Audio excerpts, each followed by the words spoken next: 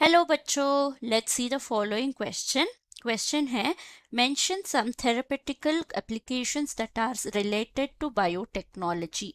सो इस क्वेश्चन का की कॉन्सेप्ट है हमारा application of biotechnology. Application of biotechnology. Biotechnology का मतलब क्या है? हम टेक्नोलॉजी के मदद से बायोलॉजिकल मॉलिक्यूल्स या बायोलॉजिकल बीइंग को मैनिपुलेट कर सकते हैं। तो अगर मेन एप्लीकेशंस जिस फील्ड में होता है, अगर देखें तो मेन एप्लीकेशन जो होता है एग्रीकल्चर फील्ड में होता है, फूड प्रोसेसिंग में हेल्प होता है, और मेडिसिन में हेल्प होता है, मेडिकल फील्ड में। तो थेरेपीज में, ट्रीटमेंट में, एंटीबायोटिक सब्सटेंस डेवलप करने में, एक्सेट्रा। तो हमें सम थेरापेटिकल एप्लीकेशंस के बारे में बात कर रहे हैं, तो मेनली मेडिकल फील्ड के बारे में।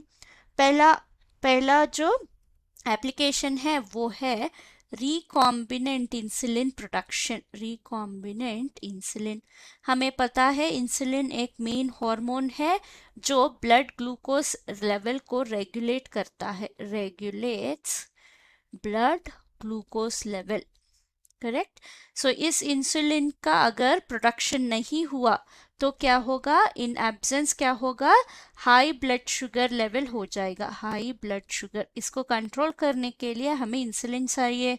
अगर इंसुलिन नहीं है तो ब्लड शुगर लेवल हाई होता है, और इस डिसऑर्डर को हम डायबिटिस मेलिटस बोलते हैं, डायबिटिस मेलिटस।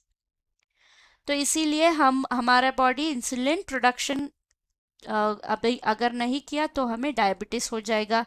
तो इंसुलिन प्रोडक्शन बंद हो चुका है, तो हम क्या कर सकते हैं?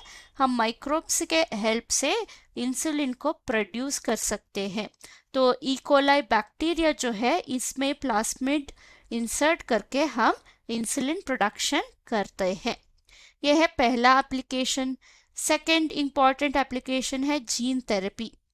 अगर किसी इंडिविजुअल के बॉडी में एक डिसऑर्डर है, यानी जेनेटिक डिसऑर्डर, ये एक या दो जीन्स में है जो इनके डेली एक्टिविटीज को अफेक्ट कर रहा है, तो हम क्या कर सकते हैं? हम जीन थेरेपी के हेल्प से हम नॉर्मल जीन इंसर्ट कर सकते हैं, नॉर्मल जीन इंसर्शन कर सकते हैं। या फिर अगर हमारे पास डिफेक्टिव जीन्स है इस इंडिविजुअल में, उस जीन को हम करेक्ट भी कर सकते हैं। करेक्शन ऑफ डिफेक्टिव जीन भी हो सकता है। Correct defective genes. Correct. So defective genes जो भी है उसको हम जीन थेरेपी के हेल्प से क्यूर कर सकते हैं। सो ये है मेन टू एप्लीकेशंस जो हम देख सकते हैं। थर्ड है हमारा मॉलिक्यूलर डायग्नोस्टिक्स। मॉलिक्यूलर डायग्नोस्टिक्स, हम बायोटेक्नोलॉजीज के हेल्प से कुछ टेक्निक्स की वजह से पैथोजन्स को आइडेंटिफाई कर सकते हैं। सो डिसीज को डायग्नाइज कर सकते हैं, डिसऑर्डर्स की कॉज को डायग्नोस कर सकते हैं in a faster and more accurate manner. तो ये है हमारा therapeutical application in biotechnology. Hope you have understood the concept. Thank you and all the best.